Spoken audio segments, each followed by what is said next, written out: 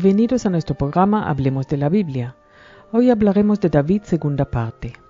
Gracias al rey David, Israel, que solo una generación antes se había visto sometida a los insultos y tiranía de los amonitas, como se lee en el libro primero de Samuel, capítulo 11, se convirtió en una nación líder entre los dos grandes ríos, el Nilo y el Éufrates, y parecía como si su rey fuera a terminar sus días en paz, disfrutando de sus logros políticos y guerreros.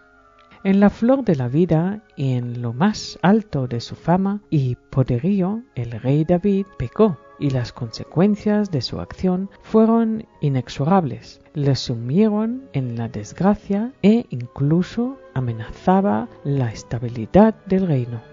Su encaprichamiento con Batseba, a cuyo marido mató indirectamente, animó a su primogénito Amnón a pretender los favores de su hermanastra Tamar, por lo que fue asesinado por Absalom, hermano de la hermosa muchacha.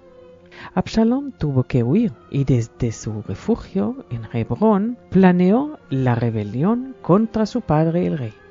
David, tomado por sorpresa, tuvo que escapar a través del Jordán, pero ganando tiempo gracias a la tardanza de Absalom, pudo reunir a su vieja guardia y consiguió dispersar a la tropa indisciplinada de su hijo hasta Mahanaim. Joab mató con sus propias manos al hijo rebelde en contra de las órdenes del rey.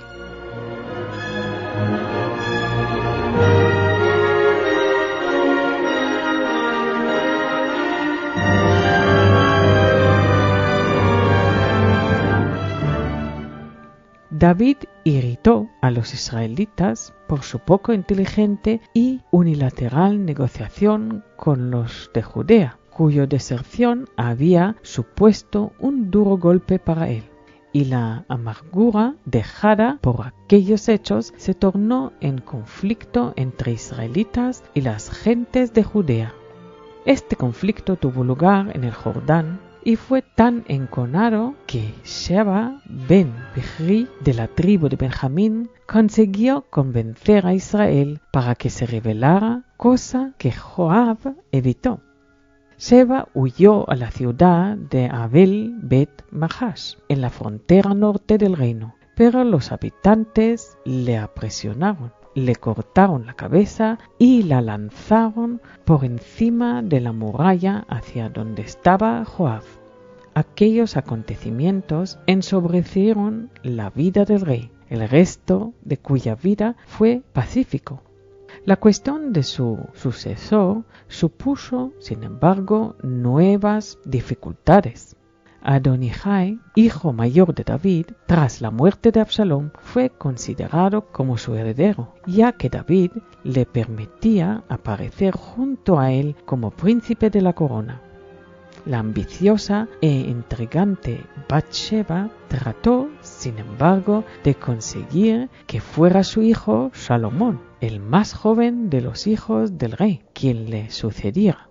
David enfermó completamente en manos de Batseba, dio crédito a una noticia según la cual Adonijah, deseoso de suceder a su padre, se había ya proclamado rey y recibió el juramento de fidelidad. David, sin dilación, presentó solamente a Salomón al pueblo como su sucesor en el trono y le ungió.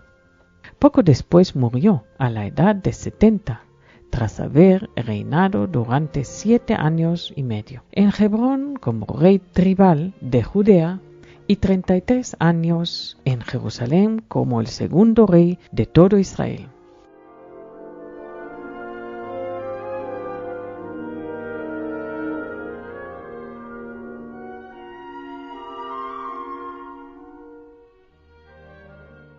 La figura de David fue tratada por la literatura rabínica en una proporción mucho mayor de lo que hizo con el resto de las figuras de la Biblia.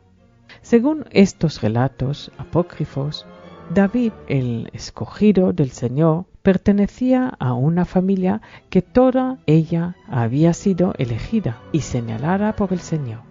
Sus antepasados pertenecían a una casta muy noble, la más noble de Israel, de la tribu más importante o prominente, según se lee en el libro de Ruth, capítulo 18 hasta 22, y se le hace descender de la hermana de Moisés, Miriam, aunque este hecho no está claramente establecido en el libro sagrado.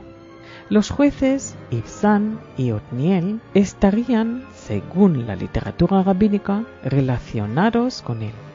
David era hijo de un hombre que no había pecado nunca, a pesar de que su vida de matrimonio, la de Yishai y su esposa, no estuvo exenta de problemas.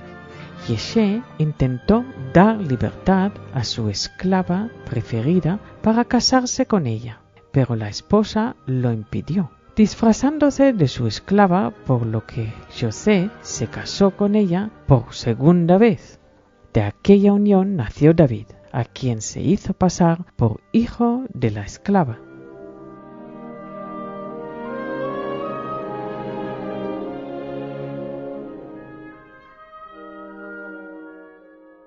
El supuesto hijo de la esclava no se educó con los demás hijos de Yesé, sino que pasó sus primeros años en el bosque pastoreando el ganado.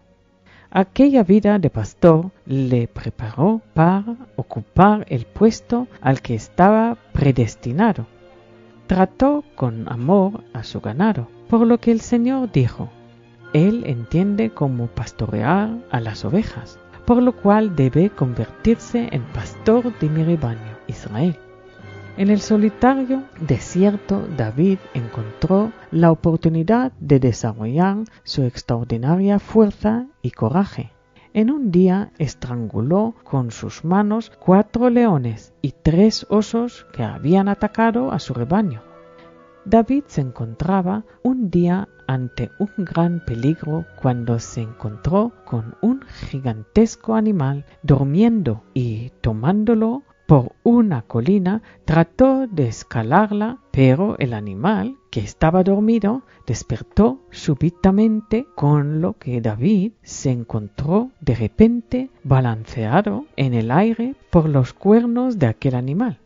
David prometió al Señor construir un templo de 100 codos de alto si le liberaba de aquella bestia. Y el Señor envió entonces un león que, como rey de los animales, era respetado incluso por bestias gigantescas como aquella. Y la bestia se agachó para rendirle pleitesía, momento que aprovechó David para escapar. Luego apareció un ciervo al que el león persiguió para comerlo, con lo que David escapó también de aquel peligro. La vida de David como pastor acabó a la edad de 28 años, cuando Samuel le encontró y ungió como rey. Continuaremos hablando de David histórico y también del David legendario en próximos programas. La ilustración muestra la cueva de Adulam, donde según el libro primero de Samuel, capítulo 21, se refugió David.